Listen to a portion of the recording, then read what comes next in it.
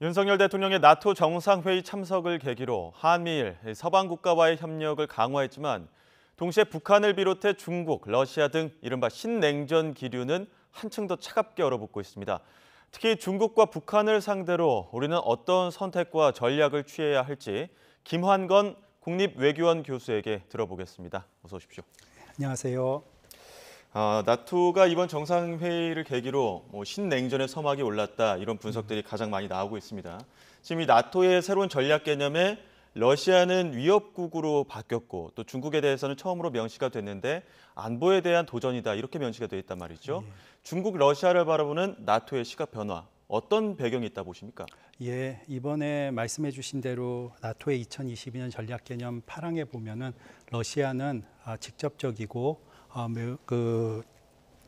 심각한 위협으로 인식이 되어 있습니다. 예. 이 위협 threat에 대해서 챌린지, 도전이라는 중국이 표현됐던 도전이라는 면은 조금 낮은 단계이긴 하지만은 예. 말씀하신 대로 나토에서 어찌 보면 유럽의 안보를 중심으로 하는 나토에서 중국을 명시했다는 점에서는 커다란 안보적 의미를 갖고 있다라고 봅니다. 예. 개인적으로는 미국이 우크라이나 사태 이후에 러시아에 대한 위협을 느끼는 나토의 동맹국들을 일단 안심시키면서 지금 미국이 추구하고 있는 유럽의 나토 동맹국과 인도태평양 지역의 동맹과 파트너 국가들을 연계시키는 작업을 차분히 진행시키는 그 과정의 일환이다라고 생각합니다. 예. 즉 향후에도 미국은 계속해서 나토의 동맹국들에 대한 러시아의 위협을 달래고 그렇지만 여전히 미국의 최우선 경쟁 대상은 중국이라는 것을 강조하면서 유럽의 동맹국과 인도태평양의 연계, 이번에 나타난 AP4, 한국, 일본, 호주, 뉴질랜드의 초청이 바로 그러한 부분에 메시지가 전달되었다라고 생각됩니다. 예. 이에 대해서는 중국으로서는 지금 발끈할 수밖에 없는 그런 상황입니다. 일단 중국 입장 듣고 다시 이야기 나눠가도록 하겠습니다. 北约立即停止散播针对中方的不实之词和挑衅言论。北约应该做的是放弃冷战思维。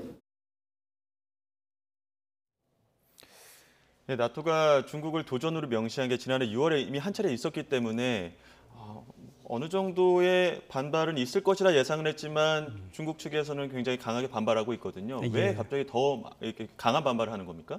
예, 맞게 말씀하셨습니다. 작년부터 이미 이 부분에 관한 메시지가 전달이 됐는데 그 과정에서 중국이 느끼는 우려는 점차 구체화되어 간다는 것입니다. 예. 즉 나토는 기본적으로 유럽에서 러시아를 대응하고 또 인도태평양 전략이 한층 강화되고 있지만은 이 지역에서 미국과 중국의 전략적 경쟁이 나타날 것이다라고 중국이 1차적으로 대응 방안을 모색하고 있었는데요.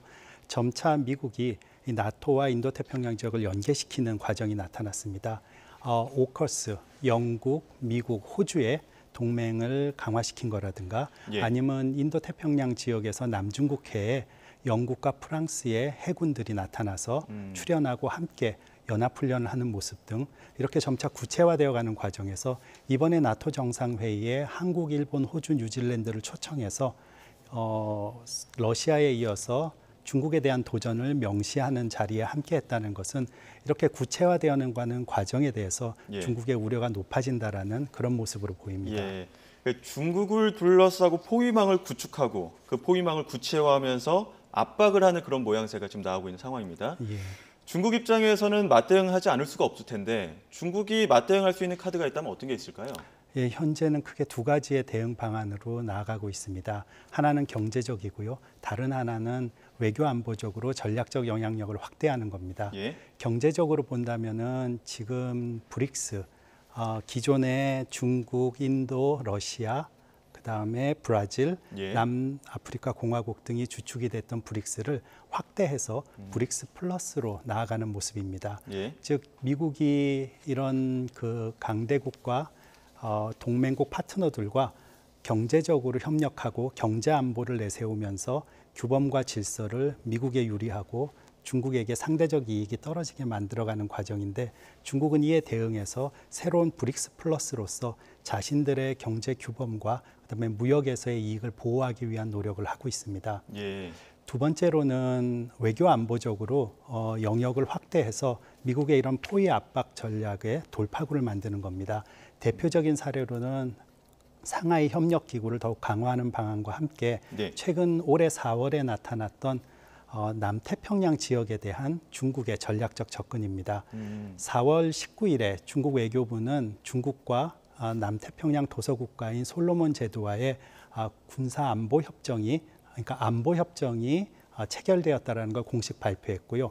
예. 5월 말에서 6월 초까지 중국의 국무위원이자 외교부자인 왕이가 남태평양 8개 예. 국가를 방문하면서 이들과의 경제적 그다음에 전략적 접근을 강화하고 있습니다. 예. 요 8개 보시면은 동티모르는 좀 서태평양에 가깝지만 나머지 피지, 통가 이런 부분 나라들을 보면은 호주와 뉴질랜드를 이렇게 우산 씌듯이 막고 있어요. 예. 그러다 보니 호주와 뉴질랜드 입장에서는 인도태평양 전략에 집중하기에 또 새로운 신경 쓰게 되는 거리가 생겼다, 사안이 생겼다고 볼 수 있고 이런 돌파 작전과 미국에 대한 힘의 분산을 중국이 계속 전략적으로 추구하고 있다라고 생각됩니다. 한쪽이 압박을 하면 한쪽이 다시 돌파구를 마련하고 한쪽이 둘러싸게 되면 다시 한쪽은 벗어나기 위한 노력들을 하게 되고 그렇습니다. 지금 왔다 갔다 지금 핑퐁이 이어지고 있는 상황인데 문제가 우리입니다. 이제 서방 국가에 대해서 어느 정도 균형추가 좀 무게를 더하다 보니까 예. 한중 관계가 좀 어려워졌다 이런 평가들도 나오는데 일단 윤 대통령의 입장 듣고 다시 또 대담 이어가도록 하겠습니다. 특정 국가를 언급할 필요가 없습니다.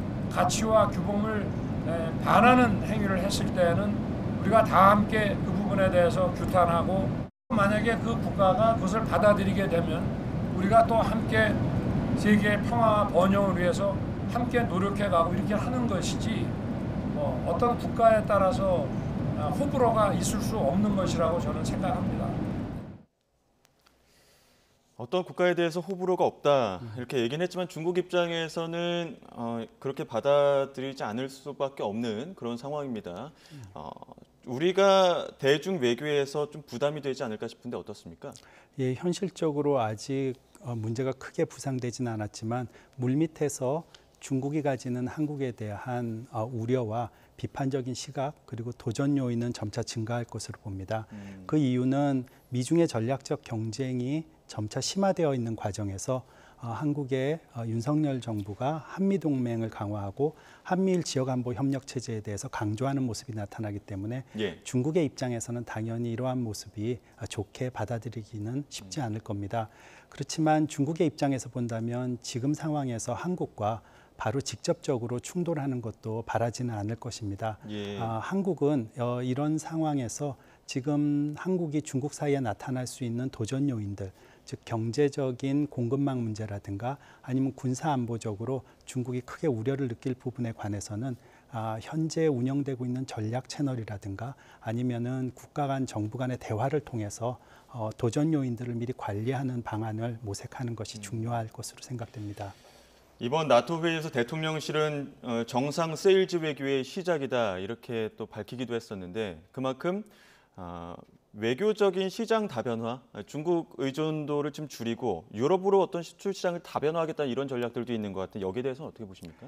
개인적으로 한국의 대외 무역은 중국에 대한 의존도가 높습니다. 예. 근년에 들어서도 계속 25% 전후를 차지하고 있습니다. 그렇기 때문에 한국이 무역에 대한 전략적 다변화를 추구하는 것은 나쁘지 않고 예. 또 긍정적으로 검토해 볼 필요가 있다고 생각합니다. 하지만 미중 전략적 경쟁 구도가 심화되는 과정에서 한국이 탈중국이라든가 아니면 조급하게 중국을 배제하려거나 아니면은 중국으로 떠나려는 모습을 보이는 것은 예. 조금 신중하게 검토해야 되지 않을까 생각합니다. 그 이유는 다변화는 물론 추구해야 되지만은 현재 중국의 시장과 중국의 생산 능력 그리고 그 싼 가격을 대체할 수 있는 시장이나 생산 국가를 찾기가 쉽지 않은 상황입니다. 즉 아세안 국가들이나 시장으로서 유럽이 떠오르기는 하지만은 중국이 그 전에 갖고 있던 그 포션을 대체하기로는 예. 아직은 조금 부족하지 않나 생각합니다. 그래서 한국은 중국과의 이런 경제 안보면이라든가 공급망 문제에 관해서 검토하면서 속칭 학계에서 많이 얘기하는 차이나 플러스 원, 즉 중국에 대해서 기존의 시장과 생산 기지로서의 역할을 다하게 하지만은 언제 중국이 한국을 압박하고 이런 경제적인 요인들을 지렛대로 사용할지 모르니까 플러스 원, 바로 우리가 대체할 수 있는 준비, 다변화할 수 있는 국가들을 찾아놓는 것이 중요합니다. 이렇게 준비가 돼 있고 한국의 준비가 아주 철저하다라고 생각하면 중국은 또 이런 지렛대를 쓰는데 한 번 더 신중해질 수밖에 없기 때문에 개인적으로는 탈중국화를 서두르기보다는 차이나 플러스 원 전략을 조금 더 철저하게 준비해야 되는 시기가 아닌가 생각합니다. 중국을 대체할 수 있는 플러스 원. 그게 아마 지금 윤석열 정부에서는 유럽 시장을 바라보고 있는 것 같은데 하지만 속도 면에서는 조금 신중할 필요가 있다. 이런 그렇습니다. 판단이십니다. 우리 입장에서도 그 수출 의존도가 너무 높다 보니까 그 사드 보복 사태도 있었고 이런 부분에서 우려하는 목소리도 많이 나오고 있거든요. 혹시 이러한 사태가 다시 벌어질 우려 혹은 어떤 예상해 볼 수 있는 시나리오는 있습니까? 개인적으로 지금 우리 정부가 한미 동맹, 그다음에 한미일 지역 안보 협력 체제의 속도가 어떠냐에 따라서 다시 한번 이런 사드 사태와 같은 상황이 일어날 가능성도 없지는 않다라고 생각합니다. 그래서 아까 말씀드린 대로 속도 조정이, 그러니까 방향성은 명확하게 얘기하지만 전략적 유연성을 발휘해서 속도 조절을 필요하고요. 두 번째로는 중국도 설사 그런 면이 있다 하더라도 중국도 제재나 압박에는 조금 신중할 것으로 봅니다. 왜냐하면 경제적으로 만약에 한국을 압박하게 되면 중국이 한국을 압박할 수 있는 원재료 공급망을 충분히 갖고는 있지만은 그래서 한국의 생산력이 떨어지게 되면 반도체 등의 첨단 중간 제품 주요 물자 수출에서 그 수출량이 줄어들게 되면 중국도 경제적으로 타격을 받습니다. 그래서 중국이 현재 경제 상황이 좋지 않은 상황에서 굳이 이러한 것을 모험을 감수할 필요는 없다라고 보고요. 두 번째로 더 중요한 건 전략적 계산입니다. 한국을 지난 사드 사태에 압박을 해봤는데 그 목적으로 사드를 이렇게 철수시키기보다는 철수시키지 못한 상황에서 한국의 반중 감정이 늘어나고 한미 동맹을 재평가하는 모습이 나왔습니다. 특히 지금과 같은 상황에서 한중 양국 사이의 국민적 호감도가 떨어져 있는 상황에서 다시 한번 중국이 사드 사태와 같은 압박을 한다면 그건 그야말로 중국이 한국을 미국과 일본으로 몰아버리는 상황이 나올 수도 있기 때문에 중국의 입장에서는 이런 전략적 선택에서 조금 더 신중할 것으로 생각됩니다. 과거 정부에서는 균형 외교라고 해서 서방국과 러시아, 중국에 대한 어떤 균형을 좀 맞추려는 노력들이 있었는데 지금 이 윤석열 정부의 외교 방식은 어떤 방향으로 가고 있다고 봐야 되는 겁니까? 개인적으로 한미 동맹을 공고히 하는 방향으로 첫 단추를 끼웠다라고 생각합니다. 한국은 올해 이제 한중 수교 30주년이 되는데요. 수교 이후부터 역대 정권별로 개인적인 생각입니다만은 대중 외교의 기반은 한미 동맹을 공고히 한 상황에서 한중 협력 관계를 확대하는 것이 우리에게 가장 이익이라고 생각했습니다. 사드 사태 이후에 한중 관계가 급속히 냉각됐기 때문에 지난 정부에서 한중 관계를 회복시키려는 노력을 보이는 것은 당연했다라고 봅니다. 그런데 안타깝게도 그 사이에 한중 관계가 완전히 회복되지 않은 상황에서 한미 동맹마저도 흔들린다라는 평가가 나왔습니다. 그렇기 때문에 다시 우리의 기본 틀로 돌아가서 한미 동맹을 공고히 하고 첫 단추로 그 다음에 한중 관계의 협력을 확대시키는 과정에서 본다면 지금 한미 동맹을 공고화하는 과정이 일단 중요하고요. 이 과정에서 너무 속도 조절을 빨리 한다거나 아니면 또 향후에 한중 협력도 우리의 국익에 도움이 꼭 필요한 부분이라는 것을 염두에 두고 이제 전체적인 전략적 계획을 입안하는 것이 필요하다라고 봅니다.